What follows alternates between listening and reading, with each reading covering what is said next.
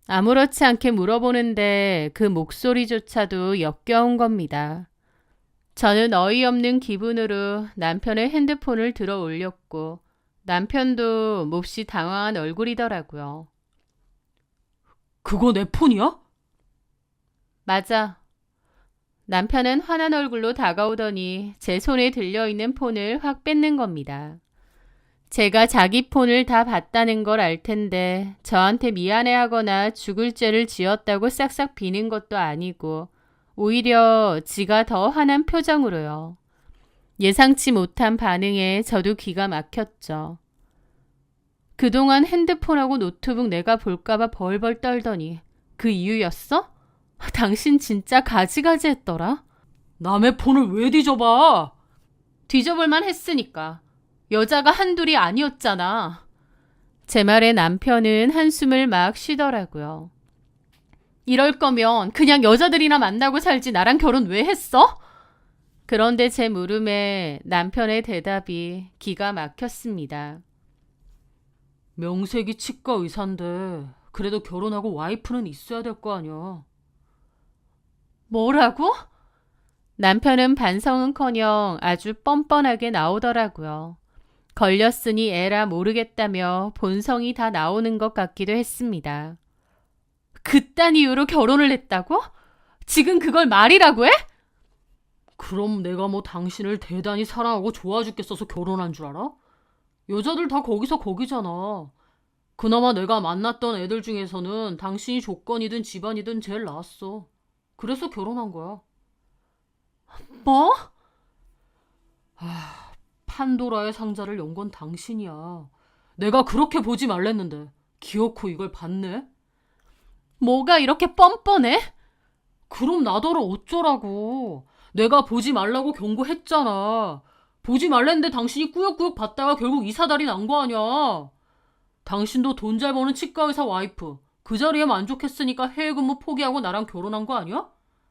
그러면 그냥 거기에 만족하고 살았으면 됐잖아. 왜 긁어부스럼을 만드는데? 라면서 도리어 큰 소리 탕탕 치는데 와, 할 말을 잃게 만들더군요. 온갖 여자들하고 불륜질하고 다닌 주제에 저한테 미안해하거나 민망해하는 게 아니라 오히려 제가 판도라의 상자를 열었다고 제 손해라는 식으로 말을 하는 겁니다. 그런 말을 들으면서 내가 여태까지 알아온 내 남편은 과연 누구였을까 싶을 정도로 낯설더군요. 너무 어이가 없으니 말도 안 나온다. 와이프 놔두고 양다리, 삼다리, 아니 문어다리로 온갖 여자들하고 바람 펴놓고 지금 이렇게 나오시겠다. 그래서 나더러 어쩌라고. 이게 지금 당신이 인간으로서 할 소리야? 어떻게 나한테 이럴 수가 있어? 솔직히 당신 조건에 나처럼 젊고 능력 좋은 치과 의사? 이 정도면 결혼 아주 잘한 거야. 당신도 만족했을 테고. 그럼 당신도 어느 정도 모르는 척 덮고 사는 것도 있어야지. 비밀 없는 사람 있어? 이게 그냥 단순한 비밀이야? 까놓고 보면 남자들 다 이래. 나만 이런 것도 아니라고. 저는 그 뻔뻔하고 역겨운 태도에 완전히 질려버렸습니다.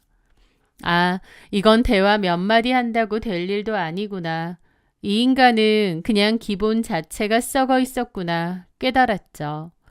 그동안 잘도 연기를 했지만 지금 이 모습이 이 남자의 진짜 모습이었던 겁니다.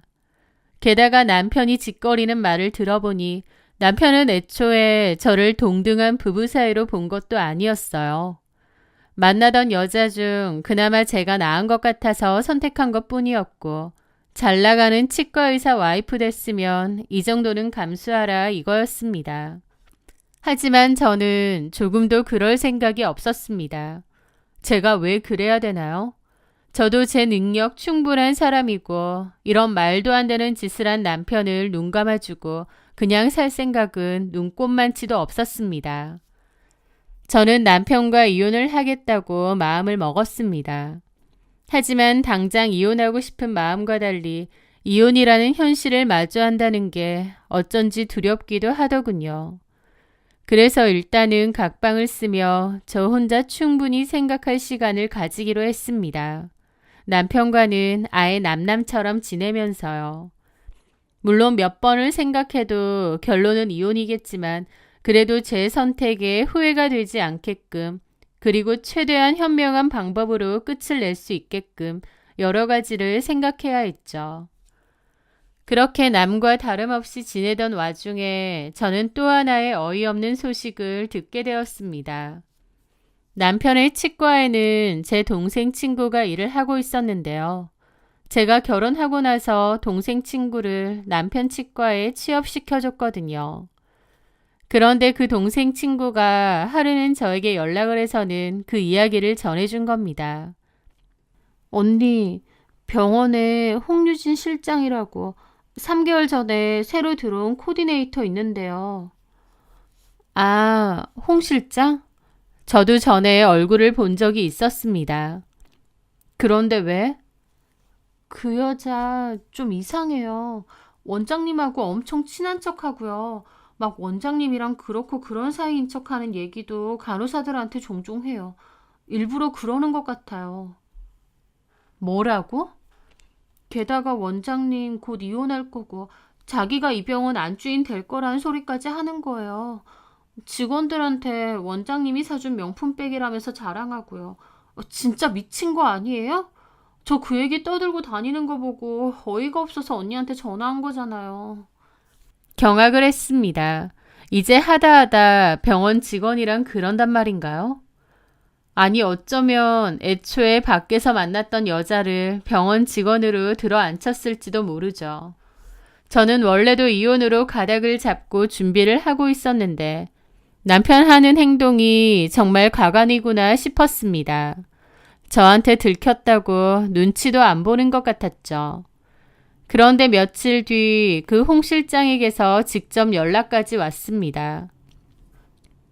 사모님, 저 홍유진 실장이에요. 드릴 말씀이 있어서요. 무슨 일이죠? 업무과에서 일하는 강미애 씨요. 사모님이 꽂아준 친구라면서요. 며칠 전 저에게 홍유진 실장에 대해서 알려준 동생 친구 이름이 강미애입니다.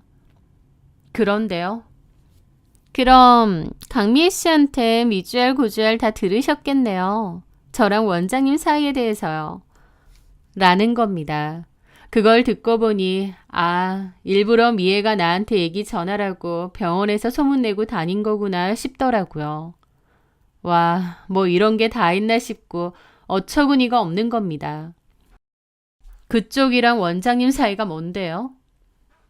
다 들으셨으면서 뭘 그러세요. 저는 원장님한테 들을 거 못 들을 거 다 듣는데. 들을 거 못 들을 거가 뭔데?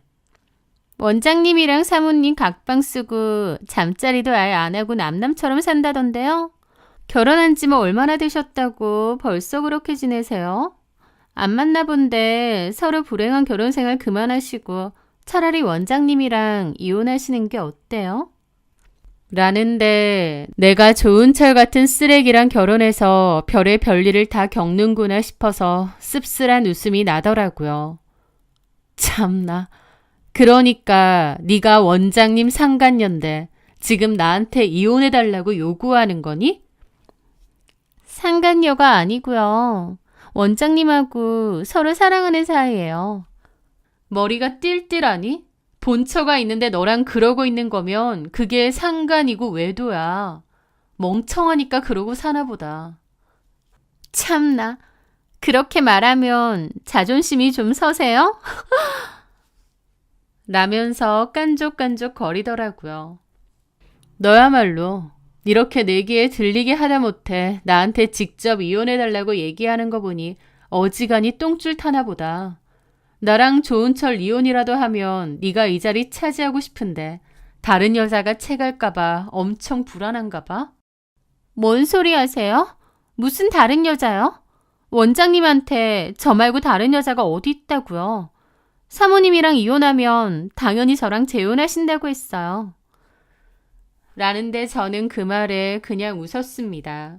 그리고 홍유진은 조은철의 실체에 대해서 아무것도 모르는구나 싶더라고요.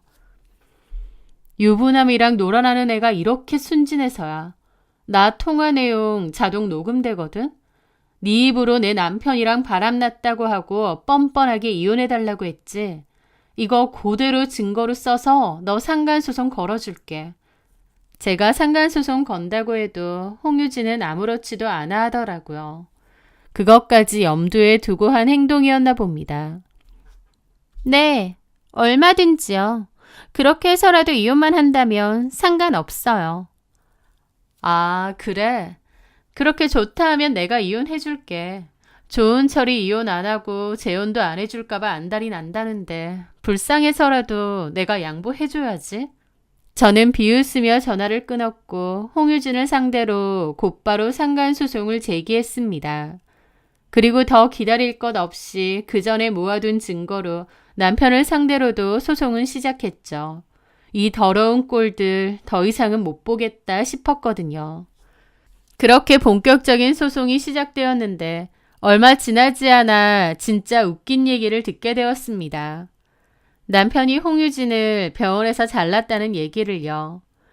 홍유진은 남편이 저랑 이혼하면 자기가 제 자리를 차지할 수 있는 줄 알았겠지만 남편에게 홍유진은 그냥 갖고 노는 여자 중 한 명일 뿐이었죠. 그런데 홍유진이 주제넘게 저한테 이혼 종용하고 병원의 원장님이랑 무슨 사이네 어쩌네 떠들고 다니니까 좋은 철이 홍유진을 자른 겁니다. 게다가 홍유진하고도 일방적으로 헤어진 모양이었죠. 그 얘기를 전해 들었는데 너무 웃긴 겁니다. 한마디로 홍유진은 저한테 상간소송 당하고 남편에게도 팽을 당한 거였죠. 그 홍유진 변호사 쪽에서 합의를 하자고 연락이 왔습니다. 그렇게 당당하게 위자료 그까짓 거 낼 테니 이혼만 해달라고 할 땐 언제고 남편한테 팽당하고 나선 위자료가 너무 크고 부담스러웠던 것 같더라고요. 저는 웃으면서 홍유진과 직접 통화를 하겠다고 했습니다. 홍유진은 풀이 죽은 목소리로 전화를 받더라고요. 안녕하세요, 사모님. 잘 지냈죠? 변호사 통해서 합의 좀 해달라고, 금액 좀 낮춰달라고 했다던데? 들으셨겠지만 제가 병원에서도 잘리고 돈이 없어서요. 내 남편하고도 헤어지고 제 물음에 홍유진은 아무 대답도 하지 않더라고요. 어쨌든 홍유진 씨, 그건 내 할 바 아니고 나는 합의도 해줄 생각 없고 위자료 금액 낮춰줄 생각도 없어요. 네? 근데 왜 전화하셨어요? 위자료 얘기 때문이 아니고 같은 여자로서 홍유진 씨 걱정돼서. 뭐가요? 합의금 얼마가 문제가 아니에요. 어쩌면 평생 약 먹고 지내야 될 수도 있는데 그건 알고 있어요? 검사는 해봤어요? 제 말에 홍유진도 어리둥절해 하더라고요. 지금 무슨 소리 하시는 거예요? 무슨 검사요? 홍유진 씨, 내가 좋은 철 그 인간하고 왜 헤어지는 줄 알아?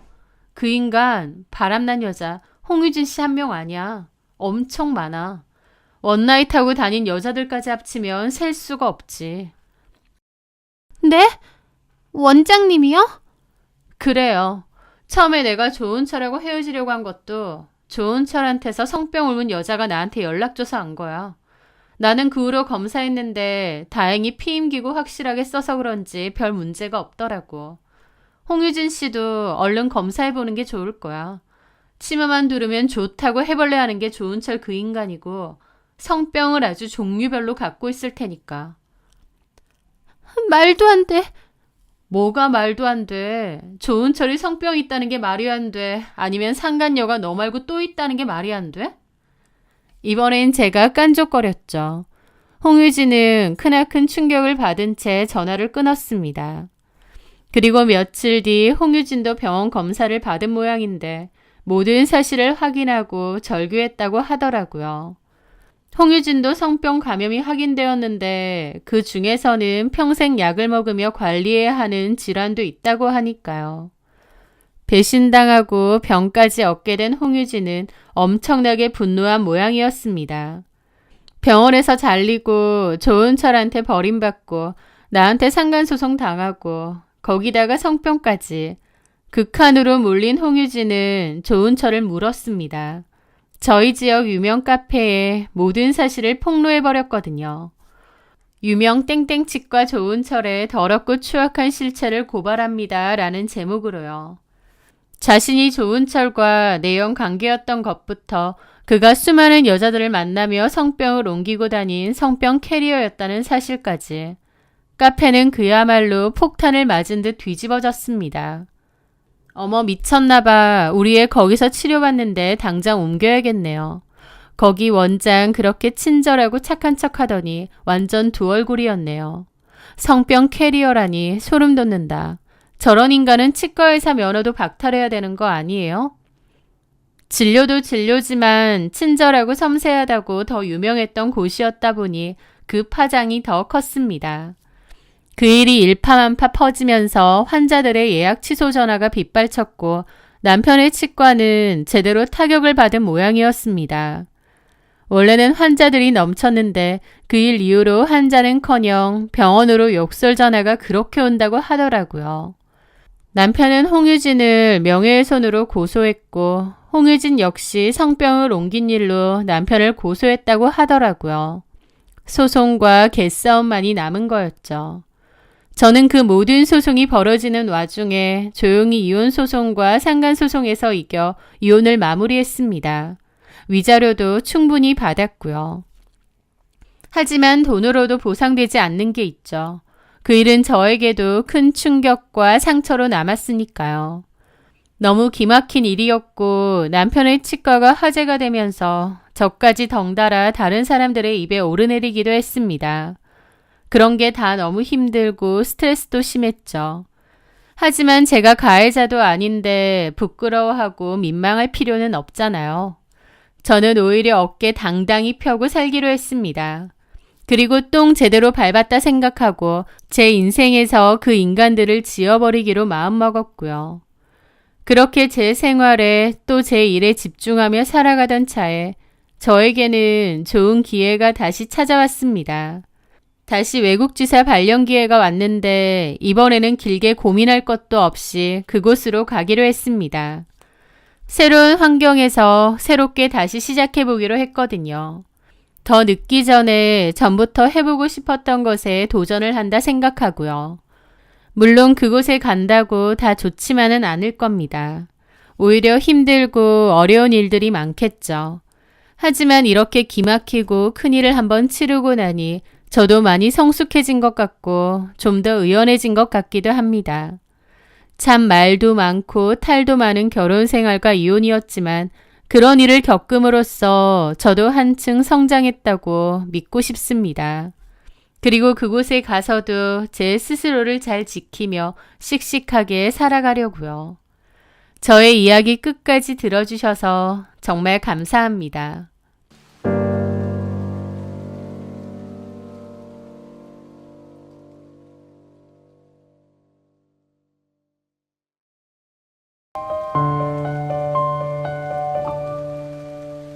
안녕하세요.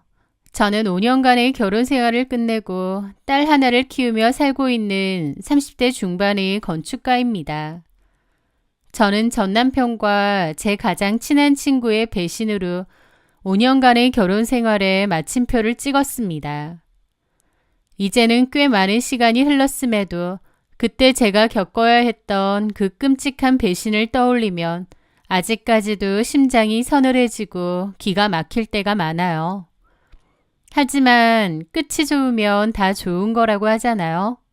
결국 모든 것은 제가 원하는 대로, 아니 그 이상으로 마무리되었기에 그 더러운 기억들을 쓰레기통에 처박아 버리고 보란듯이 잘 살고 있습니다.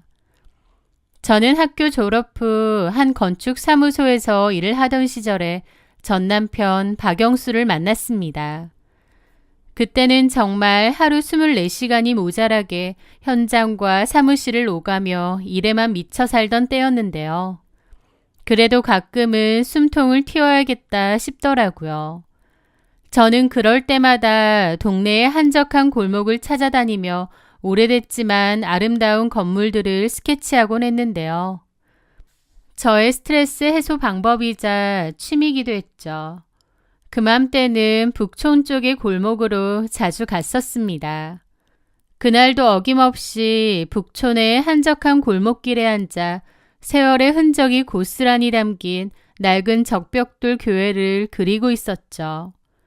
한참을 몰두하고 있는데 어떤 남자가 제 옆으로 조심스럽게 다가와 말을 걸더군요. 이 건물 정말 예쁘죠? 저도 매일 출근길에 지나다니면서 보고 가는데 볼 때마다 참 예쁘더라고요. 혹시 미술이나 건축 전공하시는 분이세요? 라고 묻는 겁니다. 모르는 사람이 갑자기 말을 걸었기 때문에 보통은 경계심이 확 들어야 되는데 이상하게 그 사람은 포근한 인상 때문인지 부드러운 말투 때문인지 말을 거는 게 부담스럽지 않더라고요. 저는 건축 사무실에서 일을 하고 있다고 가볍게 얘기를 했고 그 남자도 가볍게 자신을 소개했죠. 그 남자가 바로 전 남편 박영수와의 첫 만남이었습니다. 자신은 이 동네에 있는 출판사 마케팅팀에서 일하는데 평소 건축과 예술에 관심이 많다면서 자연스럽게 대화를 이어갔어요. 그의 차분한 목소리와 지적인 분위기, 그리고 제 일에 대해 보여주는 순수한 호기심에 저도 모르게 마음이 열렸던 것 같습니다. 그렇게 시작된 인연은 꽤나 낭만적인 우연이라고 생각했어요. 그래서 그날 주고받은 명함을 시작으로 저희는 조금씩 연락을 주고받으며 친구처럼 지내게 되었죠. 그렇게 지내오다가 나중에 남친이 된 그가 술 기운을 빌려 첫 만남에 대해서 고백하더군요. 사실은 그 골목에서 스케치하는 저를 두어 번 봤었는데 그런 제 모습이 첫눈에 반했다고요. 원래는 자기도 처음 보는 사람한테 말을 잘 걸고 그런 사람이 아닌데 저한테는 그날 말을 안 걸면 다시는 기회가 없을 것 같아 용기를 냈었다고 하면서요. 사실 그날 마치 우연인 것처럼 제게 말을 걸었지만 속으로는 엄청 긴장되고 떨렸었다고 하더라고요. 그때 저는 그런 사실을 까맣게 몰랐는데 그런 얘기를 듣고 나니 오히려 더 설레기도 했습니다. 그 후에도 그 남자의 꾸준하고 진심 어린 애정 공세에 저는 서서히 빠져들었죠. 사귀는 동안에도 정말 다정한 사람이었습니다. 밤샘 야근이 잦은 저를 위해 매일 밤 사무실 앞으로 찾아와 따뜻한 죽이나 샌드위치를 건네주고 1시간이고 2시간이고 저를 기다려준 적도 많고 쉬는 날이면 제 건축 디자인에 영감을 줄 것 같다면서 멋진 건축물이나 미술관으로 저를 데리고 다니기도 했죠. 저라는 사람을 많이 좋아해 주었고 또 제가 하는 일에 대한 존중이 많이 담겨 있었기에 저도 그 사람이 더 좋았던 것 같아요. 그렇게 저희는 오랜 시간 연애를 했습니다. 그렇게 만나는 사이 저는 업계에서도 제법 인정을 받게 되었습니다. 그리고 그맘때 원래 근무하던 건축사무소에서 독립해서 저의 건축사무소를 열게 되었죠. 다행히 초반부터 꽤 큰 프로젝트를 많이 받게 되어서 자리를 잘 잡게 되었습니다. 그리고 그맘때 남친도 저에게 끊임없이 결혼 이야기를 꺼냈어요. 제가 하는 사업과 일에서 인정도 많이 받고 안정이 되어가고 있는 것 같으니 이제 슬슬 결혼하면 어떻겠냐면서요. 저 역시 이런 남자라면 평생을 함께해도 좋겠다는 확신이 들었습니다. 그렇게 결혼 준비를 시작하게 되었는데 시어머니 되실 분 역시 저를 몹시 환영해 주셨어요. 능력 있고 잘 나가는 건축가 며느리를 얻게 되었다며 아들이 장가 한번 잘 간다고 동네방네 자랑하고 다니셨거든요. 시어머니도 저를 환영해 주시고 저에게 아낌없는 지지와 응원을 보내주는 남친도 있고 이대로라면 부족할 것 없이 행복한 결혼이 되지 않을까 생각했습니다.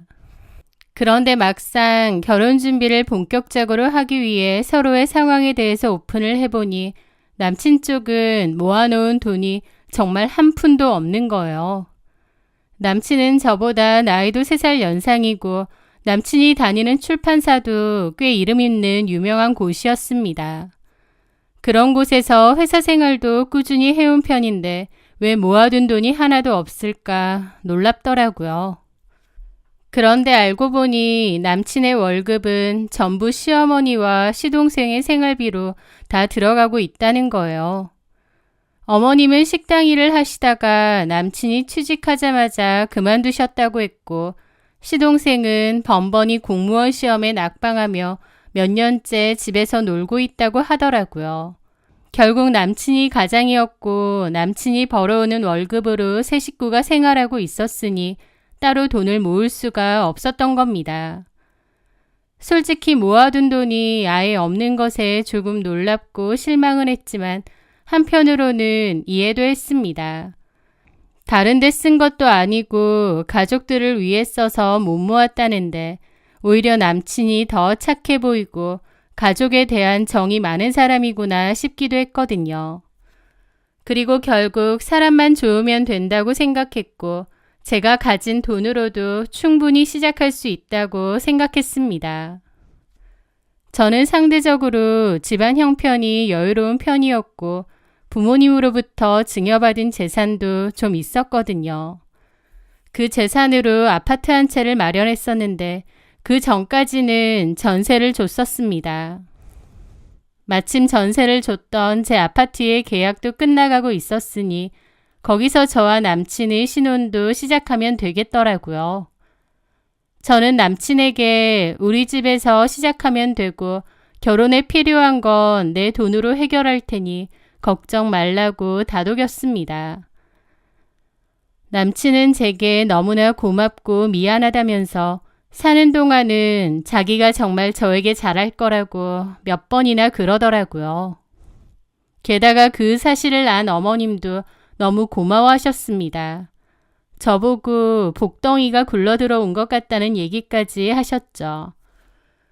그동안 어머님도 고생 많이 하면서 살아오셨다기에 인간적으로 어머님에게 좀 짠한 기분도 있었습니다. 그래서 결혼 선물로 어머님께는 700만 원짜리 명품백을 선물해 드리기도 했어요. 그리고 시동생에게는 취업 준비를 할 때 쓸 수 있게 최신형 노트북도 선물을 했었죠. 제가 그런 선물을 할 때면 어머님도 시동생도 너무 고맙다며 제가 이 집에 들어온 게 큰 복이라고까지 말했습니다. 저도 저를 그렇게까지 생각해 주니 더 좋기도 했고요. 그렇게 남친과 저는 결혼을 했습니다. 결혼 후에도 연애 때와 다름없이 잘 지냈는데 서로 하는 일이 바쁘다 보니 시간을 많이 보내기는 어려웠죠. 그리고 어머님께도 자주 찾아뵙거나 연락을 드리기는 좀 어려웠습니다. 그런 게 좀 죄송해서 매달 넉넉한 생활비를 보내드렸어요. 그리고 생활비와는 별개로 백화점에 갈 때에도 어머님이나 시동생의 옷 등을 같이 사기도 했고 또 저희 거 필요한 거 살 때 시댁 것도 같이 챙기기도 했죠. 어머님은 그때마다 역시 우리 며느리밖에 없다고 하셨어요. 그리고 한 번은 친구분들 모임에 저를 불러내 자랑하시기도 했죠.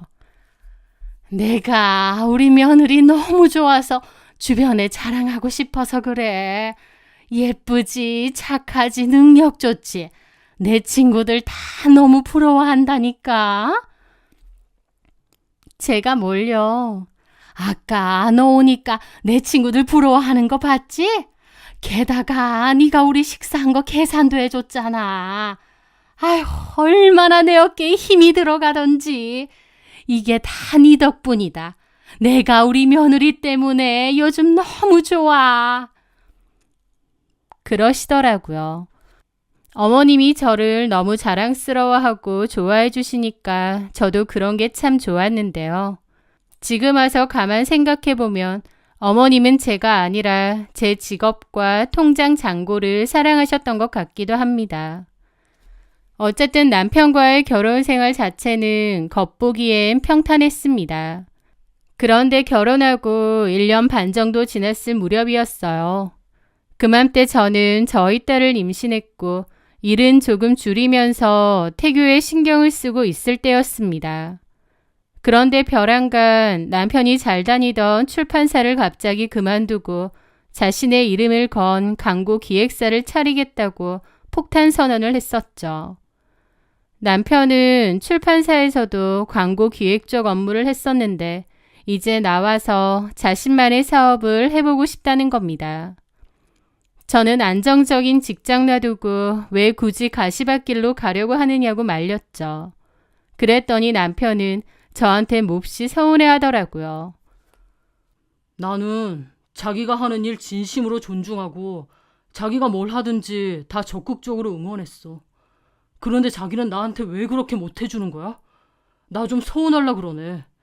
자기가 사업할 때는 내가 응원해 줬었잖아. 그래, 알지, 아는데 내가 해보니까 회사 그만두고 사업을 한다는 게 쉬운 일은 아니어서 그래. 어쨌든 자기는 했고 멋지게 잘 이끌어가고 있잖아. 나도 한 살이라도 더 어릴 때, 그리고 우리 아이가 태어나기 전에 하루라도 빨리 도전해서 멋진 아빠의 모습을 보여주고 싶어. 나 잘할 수 있어. 내가 못할 것 같아? 그건 아닌데. 내가 자기 믿어줬던 것처럼 자기도 나 믿어줬으면 좋겠어. 내가 자기 사업을 응원해줬던 것처럼 자기도 그렇게 해줬으면 좋겠다고. 그러더라고요. 저는 남편이 안정적인 길을 버리는 것이 이해가 안 됐지만 남편은 자신에게도 꿈이 있다며 더 이상 월급쟁이로 살기 싫다고 하더라고요. 자기는 저를 항상 응원해 주는데 왜 저는 그렇게 안 해주냐고 하니 저도 더 이상은 반대하기가 어려웠습니다. 그래서 결국 응원해 준다고 했는데 남편은 안 그런 척 하면서 저에 대해서 자격지심이 꽤나 있었던 것 같기도 합니다. 제가 건축가로서 사업을 운영하는 것을 보고 자기도 자신만의 사업을 하고 싶어 하고 또 쉽게 생각했던 것 같기도 해요. 어쨌든 남편은 사직서 던지고 호기롭게 자신만의 사업을 시작했습니다. 그런데요, 결국 남편의 사업은 예상대로 굴러가지 않았습니다. 호기롭게 시작한 것과 달리 클라이언트도 거의 없었고 초반에 얘기됐던 광고 기획도 거의 무산되는 일이 많았거든요. 사업 시작한다고 이래저래 든 돈은 많은데 수입은 회사 다닐 때보다 반토막이 날 정도였던 거죠. 그렇다 보니 집에는 생활비 한 푼 가져오지 못하는 날이 계속됐습니다. 결국 저희 집에 필요한 생활비와 남편의 부족한 사업자금, 그리고 시댁에 들어가는 모든 돈까지 고스란히 제 어깨 위로 무겁게 내려앉았습니다. 아이를 낳고도 일도 잘 못 쉬고 바쁜 나날들이 지속될 정도였죠. 그리고요, 결혼 생활이 흘러가면 갈수록 어머님과 시동생의 요구는 점점 더 노골적으로 변해갔습니다. 전에는 제가 뭘 해드리면 고마워하고 미안해하고 그러셨는데 어느 순간부터 너무 당연하게 생각하셨거든요. 신영아, 우리 집 김치냉장고가 소리가 시끄럽던데 김치냉장고 한번 알아봐. 형수님, 저 이번에 공무원 시험 가산점 때문에 학원을 좀 다녀야 할 것 같은데 학원비 좀 대주시면 안 될까요? 이런 식으로요. 사실 시댁 식구들이 그런 요구를 할 때면 저는 웬만해선 군말 없이 해드렸습니다. 남편 기도 살려주고 싶었고 또 어찌됐든 가족이니까요. 그 요구들이 갈수록 과해지고 당연해진다는 것을 느끼면서도 애써 모른 척 했던 것 같습니다. 이만하면 행복한 결혼이라고 그렇게 저 자신을 속이면서 말이죠. 하지만 저는 정말 까맣게 몰랐습니다.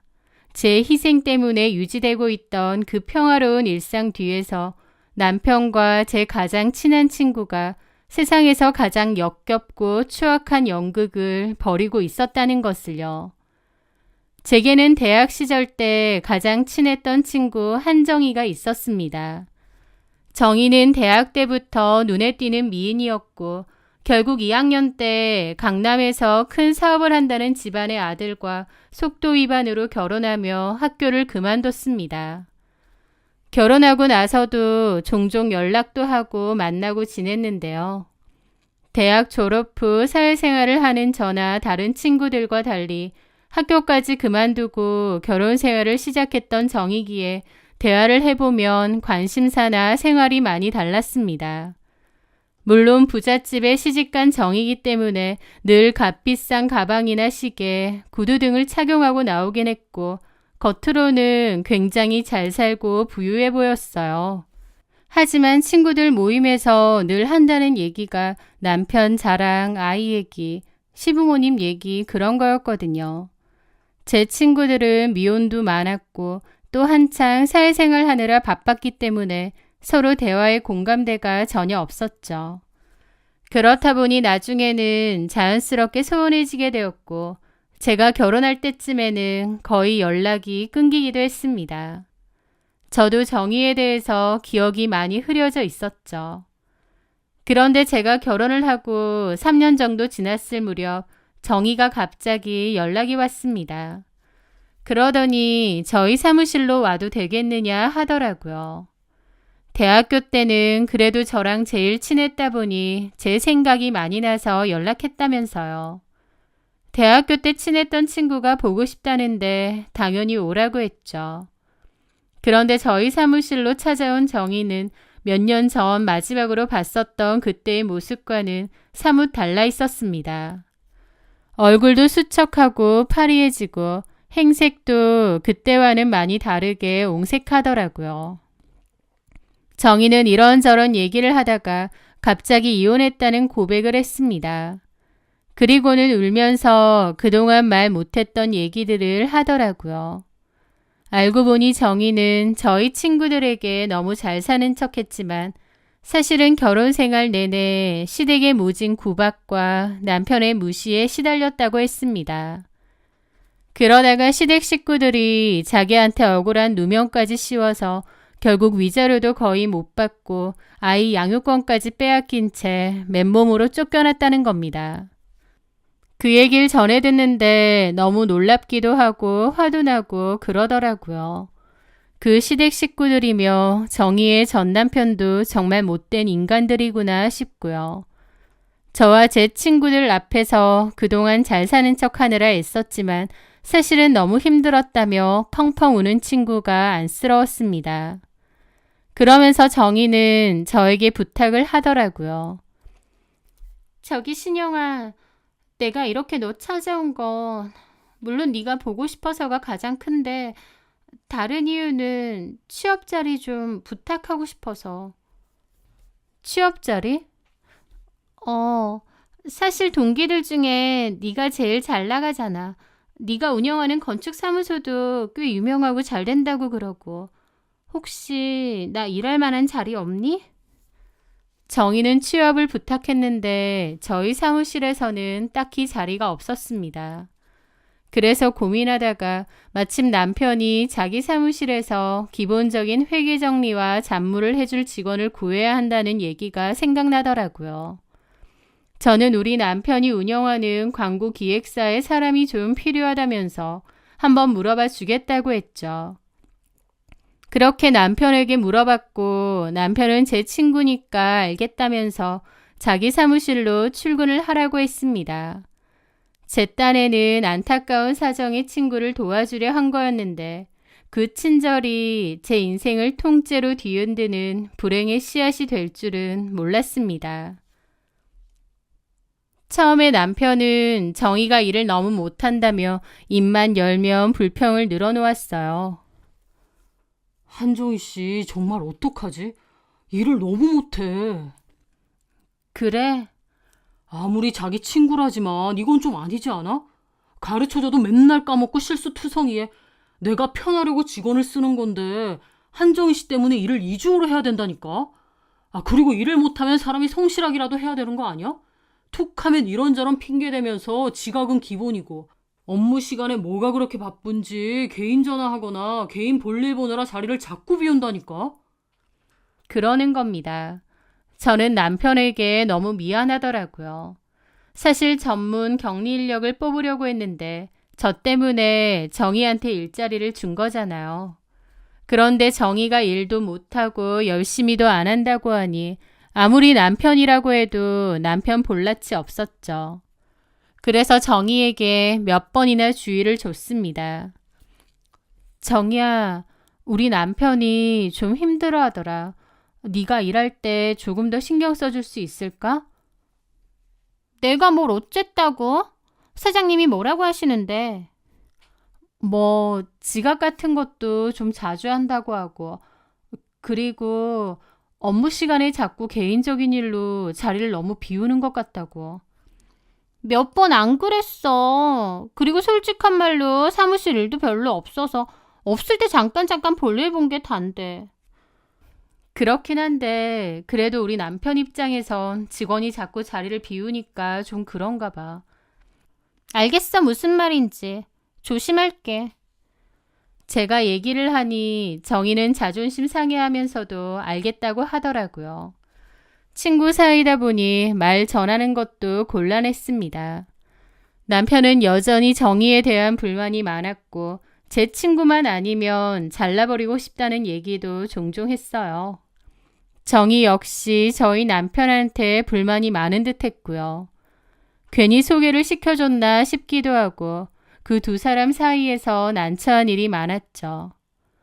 그런데요, 정말 이상하게도 어느 순간부터 남편이 더 이상 정희에 대한 불평을 단 한마디도 하지 않더군요. 정희 역시도 별 얘기를 안 하고요. 그래서 제가 먼저 남편에게 요새 정희는 일 잘해? 라고 물으면 뭐 이제 괜찮아. 적응했나 봐. 라며 대충 대답을 하곤 하더라고요. 남편의 대답에 저는 단순하게 생각했습니다. 아, 내 말을 듣고 친구가 드디어 정신을 차렸구나. 다행이다 라고요. 그 두 사람이 이미 사무실 근처 호텔에서 점심시간을 함께 보내고 서로에게 자기라고 부르는 사이가 되어 있었다는 건 꿈에도 상상하지 못한 채 말입니다. 그 끔찍한 진실의 꼬리를 잡게 된 것은 바로 그날이었습니다. 평소처럼 야근을 하고 녹초가 되어 집에 돌아왔는데 남편이 거실 소파에 외투를 아무렇게나 벗어두고 샤워를 하고 있더군요.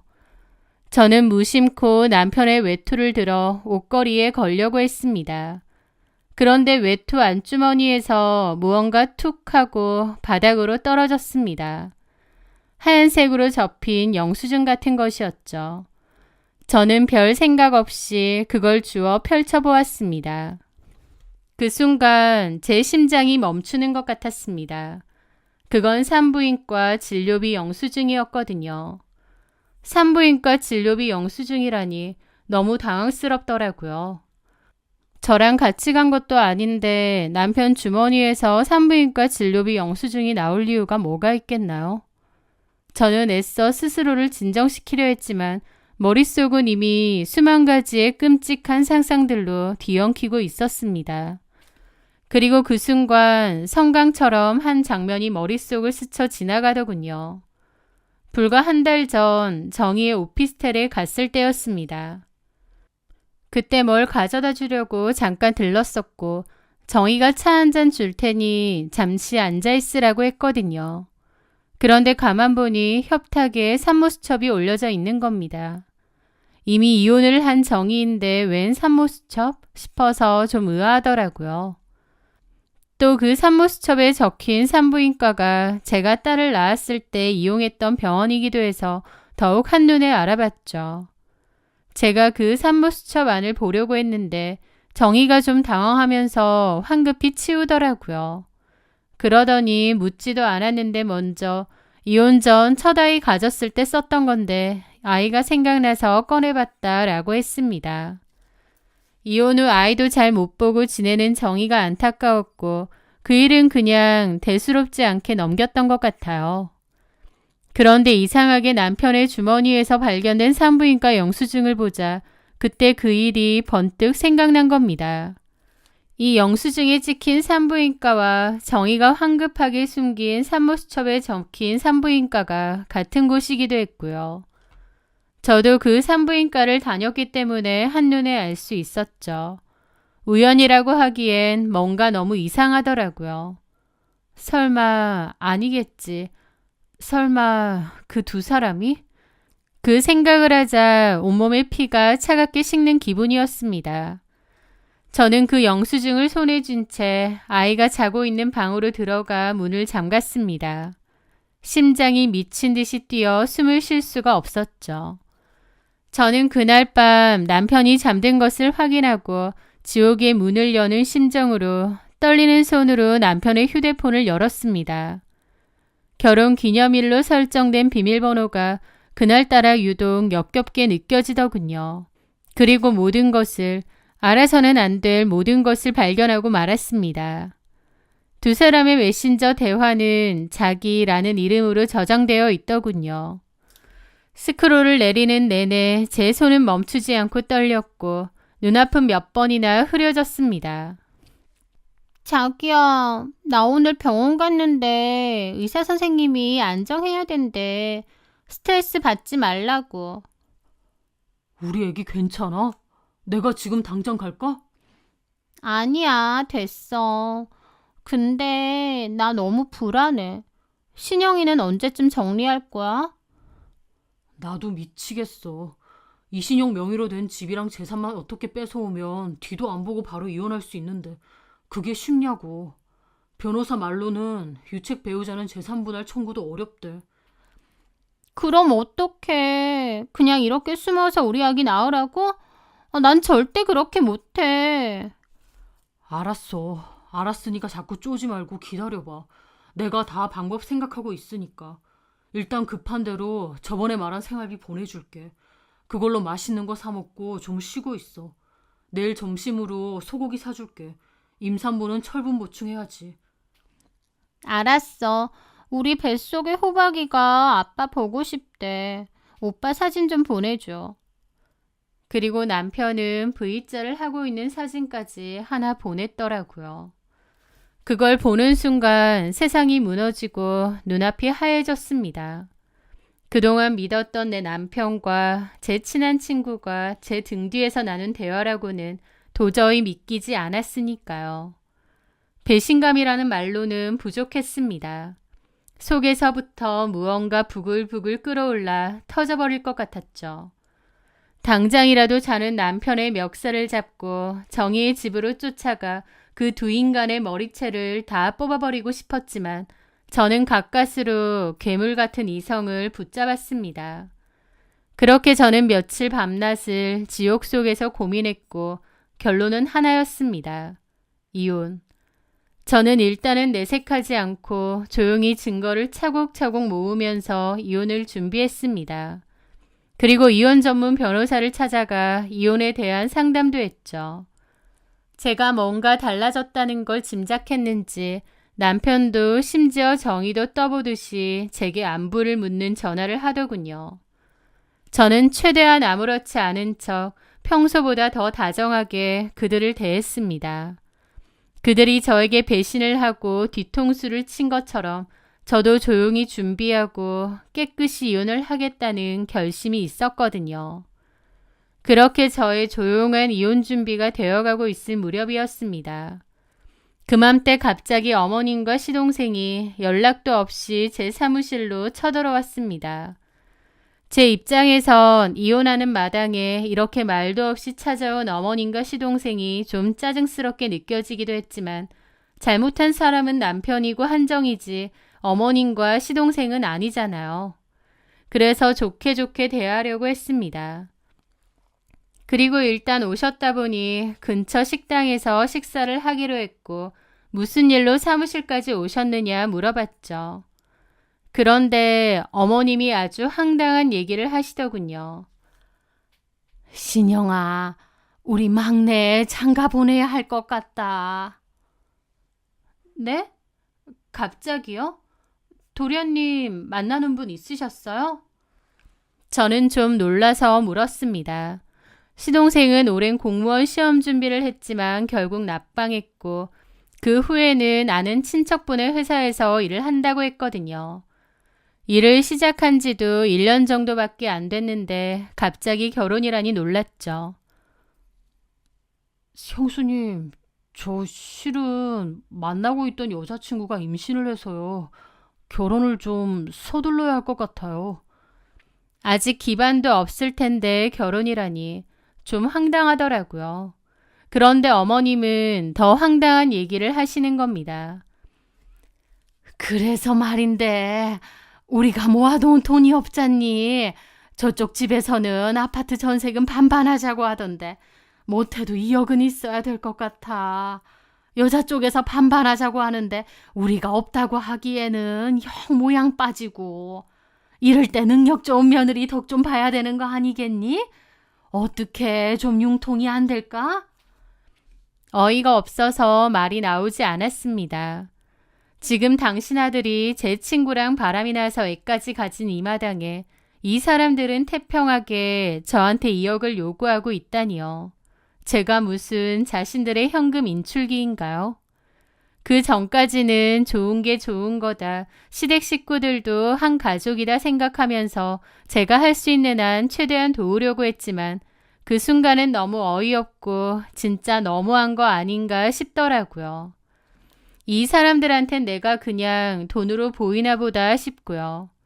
순간 분노를 넘어선 차가운 결심이 머릿속을 스쳤습니다. 그래서 저는 그 자리에서 아무 말 없이 오히려 인자하게 웃어 보였습니다. 그리고 어머님과 시동생에게 말했죠. 아, 도련님 결혼 자금이요? 네, 알겠습니다. 말 나온 김에 지금 바로 돈 가지러 가죠.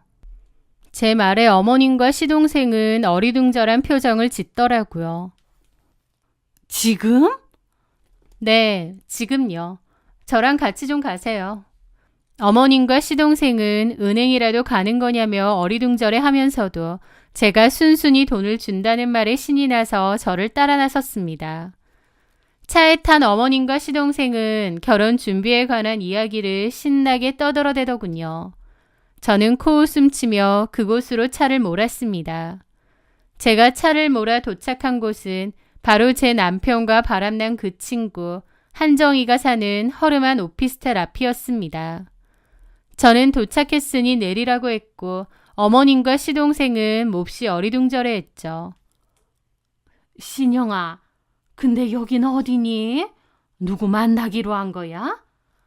네, 따라와 보세요. 도련님 결혼자금 준비해줄 사람이 있거든요. 저는 한정희의 집 문을 망설임 없이 두드렸습니다. 한참 뒤에야 문을 연 한정희는 문 앞에 서 있는 저와 그 뒤에 서 있는 어머님, 시동생을 보고는 몹시 당황하더군요. 어머님도 황당한 얼굴로 저를 보셨죠.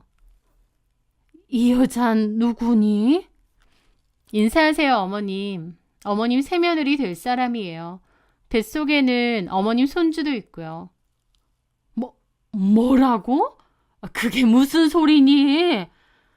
어머님과 시동생은 경악하며 저와 한정희를 번갈아 쳐다봤습니다. 어머님은 믿을 수 없다는 듯 제 팔을 붙잡고 흔들었습니다. 신영아, 이게 다 무슨 소리야? 이 여자가 왜 내 며느리야? 박영수랑 이 여자랑 바람 폈으니까요. 임신도 했다니까요. 말도 안 된다. 네가 뭘 잘못한 거겠지. 우리 영수가 우리 아들이 미쳤다고 너를 놔두고 바람을 피워? 그것도 이런 여자랑? 말도 안 되는 소리 하지 마라. 그리고 이 여자가 도대체 누군데? 제 대학교 동기예요. 이름은 한정희. 이혼했고 전 남편이 아이 하나 키운다고 하고요. 현재는 박영수랑 바람 피워서 박영수 애까지 임신 중이고요. 저는 어머님의 손을 차갑게 뿌리치고 한정희를 노려보며 말했습니다. 어머님이 궁금하시면 이제 직접 여쭤보세요. 뱃속의 아기가 어머님 아들인 박영수 아이가 맞냐고요. 궁금하실 거 아니에요. 모든 시선이 한정희에게로 쏠렸습니다. 한정희는 입술을 깨물며 고개를 푹 숙이고 있었죠. 그 침묵이 모든 것을 말해주고 있었습니다. 어머님은 그제야 상황 파악이 되셨는지 얼굴이 불그락 푸르락 변하며 한정희에게 금방이라도 달려들 듯 소리쳤습니다. 이 미친, 너 뭐야?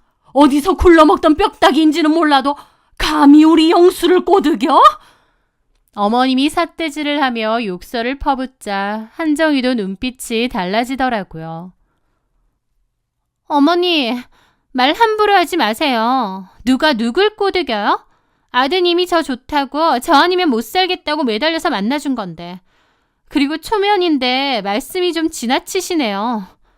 한정희의 말대꾸에 어머님의 입이 떡 벌어졌습니다. 기가 막혀서 말도 안 나온다는 표정이었죠. 한정희는 이렇게 까발려졌음에도 저에게 눈꼽만치도 미안한 기색이 없더군요. 뭐라고? 이게 지금 뭐라는 거야? 저 임신했어요. 이 뱃속에 영수 씨 아들이 자라고 있다고요. 함부로 소리 지르지 마시죠. 태교에 안 좋으니까. 정희는 배를 한번 쓰다듬으며 아주 당당하게 말했습니다. 그 뻔뻔하고 역겨운 태도에 저는 물론이고 어머님도 충격으로 뒷목을 잡으셨습니다. 이게 말이나 돼? 그런데 그 와중에 시동생은 울상이 된 표정으로 저한테 그러는 겁니다. 형수님, 그럼 제 결혼 자금은요? 이 와중에 시동생은 지 결혼자금 타령하는데 뭐 이런 게 다 있나 싶더라고요. 도련님 결혼자금을 왜 나한테 얘기해요? 지금 얘기 못 들었어요? 이 와중에 결혼자금 물어보고 싶어요? 앞으로 돈 얘기하고 싶거들랑 이 여자한테 말해요. 저 박영수랑 이혼할 겁니다. 앞으로 이 여자랑 어디 잘해보세요. 그렇게 제가 가려는데 어머님이 저를 붙잡더라고요. 어디 가니 신영아? 잠깐만, 이렇게 가는 법이 어딨니? 어머님, 그나마 그동안의 정을 생각해서 제가 이쯤에서 그만하는 거예요. 놓으시고 저랑의 모든 인연은 이제 끝입니다. 저 쓰레기 같은 년이랑 우리 영수가 그랬을 리가 없다. 말도 안 된다. 뭐라고요? 너는 입 안 닥쳐! 어디서 쥐뿔도 없는 게 우리 영수가 정신 나갔니? 신영이 놔두고 너 같은 거랑. 너 그애 우리 영수애도 아니지? 나 참, 말 다 했어요? 박영수애 맞거든요? 웃기고 있네. 어머니! 누가 네 어머님이야? 그러면서 실랑이가 벌어지더라고요. 저는 그 와중에 저를 붙잡고 늘어지는 어머님 손을 떼어냈습니다. 둘이서 얘기 잘해보세요. 저는 더 이상 여기 끼어있고 싶지 않네요. 저는 저를 끝까지 붙잡으려는 어머님과 시동생까지 떨궈내고 뒤도 돌아보지 않은 채 그곳을 나와버렸습니다. 제 등 뒤로는 어머님과 한정희의 싸움 소리가 들리더라고요. 그 뒤는 뭐 예상대로의 진흙탕 싸움이었습니다. 남편 박영수는 제게 전화해서 무릎이라도 꿇을 기세로 오해라며 한정희가 작정하고 자기를 꼬셨다고 말도 안 되는 변명을 늘어놓았죠. 게다가 애초에 한정희를 자기 사무실에 취업시킨 건 저 아니냐면서 제 탓도 있는 거 아니냐는 소리까지 하는 겁니다. 상황 안 좋은 친구 취업 자리 좀 도와달라고 했지 누가 지한테 바람피라고 했나요? 그 와중에 제 탓을 한다는 것도 어이가 없었죠. 저는 그 후 준비했던 이혼 소송과 상간녀 위자료 청구 소송을 지체 없이 동시에 진행했습니다. 조용히 증거 모으면서 이혼 준비를 한 덕분에 결혼 전부터 제 명의였던 모든 재산은 완벽하게 지켜냈고 남편 박영수와 한정희에게는 법정 최고액의 위자료도 받아낼 수 있었습니다. 나중에 들리는 후일담으로는 그 두 사람이 결국 같이 살림을 차렸지만 단 하루도 조용할 날이 없는 생지옥 속에서 살고 있다고 하더군요. 남편의 사업은 제 도움이 없으니 완전히 망했고 지금도 빚더미에 올라앉았대요. 게다가 전 시모는 아들 인생 망친 불엿이라며 한정희를 매일같이 들들 볶고 이미 과거에 시댁살이를 경험했던 한정희는 이제 당하고만 있지 않을 거라며 악착같이 전시모에게 대들어서 집안이 전쟁터가 따로 없다고 하더군요. 참, 나중에 다른 친구를 통해 알게 된 사실인데 한정희가 첫 남편에게 이혼당한 진짜 이유 역시 남편 몰래 나이트랑 호스트바 다니다가 걸렸기 때문이라고 했습니다. 제 앞에서는 지독한 시집살이와 남편 때문에 힘들었다고 하지만 사실은 지도 별반 잘한 건 없는 거였죠. 그러고 보면 정말이지 끼리끼리 만난다는 말은 과학인 것 같습니다.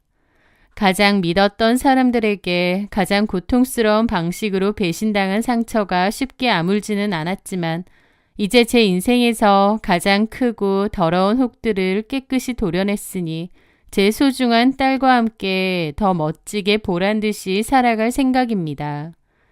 저의 긴 이야기 끝까지 들어주셔서 정말 감사합니다.